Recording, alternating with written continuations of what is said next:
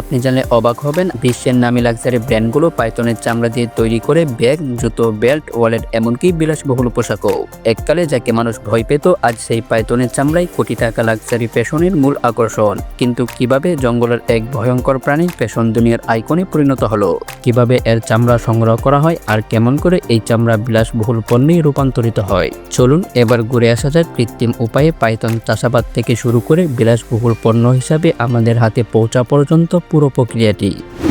বন জঙ্গলে পাইথন তার ডিম নিজ দেহের উষ্ণতায় ফুটিয়ে থাকে, কিন্তু কৃত্রিমভাবে এই কাজটি করা হয় বিশেষ ইনকিউবেটরের মাধ্যমে, যেখানে ডিমগুলো নির্দিষ্ট পরিমাণ তাপমাত্রা ও আর্দ্রতায় সংরক্ষিত থাকে। প্রায় 60 থেকে 70 দিন পর ডিমের ক্রস পেটে বের হয় ছোট ছোট পাইথন। জন্মের পর পাইথনগুলোকে 6 মাস থেকে 1 বছর পর্যন্ত বড় করা হয়, যতক্ষণ না তাদের চামড়া পোশাকের জন্য উপযুক্ত হয়ে ওঠে। উপযুক্ত আকার ধারণ করার পর পাইথনগুলোর চামড়া সংগ্রহের কাজ শুরু হয়। সাপ ধরা অত্যন্ত কঠিন ও বিপজ্জনক কাজ।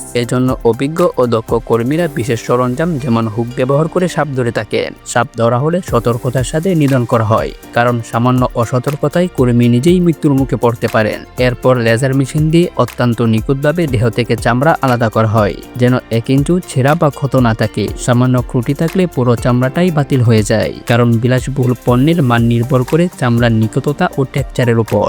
এরপর সংগ্রহ করা চামড়াগুলো পাঠানো হয় ট্রেডিং সেকশনে, যেখানে চামড়াকে 24 থেকে 72 ঘন্টা পর্যন্ত রাসায়নিক দ্রবণে ভিজিয়ে রাখা হয়, যাতে মাংস, রক্ত, চর্বি ও সব ধরনের ময়লা দূর হয়ে যায়। আর এই প্রক্রিয়া চামড়াকে করে তোলে নমনীয়, টেকসই ও দীর্ঘস্থায়ী। এরপর ব্রাশ দিয়ে চামড়াগুলোকে পরিষ্কার করা হয়, যাতে সামান্য পরিমাণও বর্জ্য লেগে না থাকে। পরিষ্কারের পর এগুলো শুকানোর জন্য পাঠানো হয় ডাইনিং টানেলে, যেখানে 6 থেকে 8 ঘন্টা পর্যন্ত নির্দিষ্ট পরিমাণ তাপমাত্রায় শুকানো হয়। আবার কিছু জায়গায় এই কাজ সম্পূর্ণ হাতে করা হয়। বাঁশ বা কাঠের সাথে চামড়া ঝুলিয়ে রাখা হয়, যাতে প্রাকৃতিক বাতাসে শুকিয়ে যায়। তবে খেয়াল রাখতে হয় যেন অতিরিক্ত শুকিয়ে নমনীয়তা নষ্ট না হয়। শুকানোর কাজ শেষ হলে চামড়াগুলোকে দেখতে মলিন ও ধূসর রঙের মতো দেখায়, ফলে বাজারের চাহিদা অনুযায়ী বাহারি রঙে রং করা হয়, যেন চামড়া দেখতে সুন্দর ও আকর্ষণীয় লাগে। এরপর সেগুলো রপ্তানি হয়ে পৌঁছে যায় ইতালি ও ফরাসি লাক্সারি ব্র্যান্ডগুলোর কাছে, যেমন আরমানি, গুচি, ফেন্ডি এবং আরও বড় কোম্পানিতে। এখানে লেজার মেশিন দিয়ে খুব নিখুঁতভাবে চামড়া কাটা হয় ব্যাগ,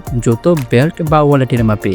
এরপর শুরু হয় এই শিল্পের সবচেয়ে নিখুঁত অধ্যায়, হস্তশিল্প, যেখানে প্রতিটি চামড়া নৈপুণ্যতার সাথে যাচাই বাছাই করা হয় কোনটি লাক্সারি পণ্যে ব্যবহৃত হবে আর কোনটি সাধারণ পণ্যে। একটি প্রিমিয়াম পোশাক তৈরি করতে লাগে 3 থেকে 4টি চামড়া। সব অংশকে একে অপরের সাথে মিলানো হয়, যেন রং, স্কেল, টেক্সচার পুরোপুরি সমান হয়। সেলাই করার জন্য কারিগররা পাইথন স্টিচ নামক বিশেষ পদ্ধতি ব্যবহার করেন, যা চামড়ার কোনো ক্ষতি করে না এবং পণ্যকে দীর্ঘস্থায়ী করে তোলে।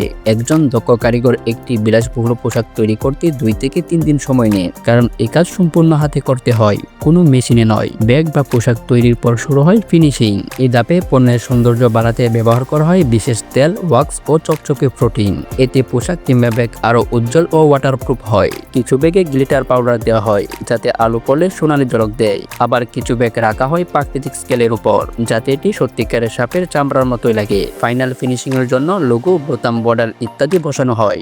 গুণগত মান যাচাই করতে প্রতিটি স্টিচ, জিপার, বেল্টও পরীক্ষা করা হয়। যখন পণ্য বাজারজাত করতে সম্পূর্ণ প্রস্তুত হয়, তখন প্রতিটি পণ্যে বারকোড বসানো হয়, কারণ আন্তর্জাতিক বাজারে বারকোড বসানো বাধ্যতামূলক। এতে দাম, কোম্পানি, নকল কিংবা আসল শনাক্ত করা সহজ হয়। সবশেষে আইটেমগুলোকে নিরাপদভাবে প্যাক করা হয়, যেন পরিবহনের সময় ক্ষতিগ্রস্ত না হয় এবং দাম ও মান ঠিক থাকে।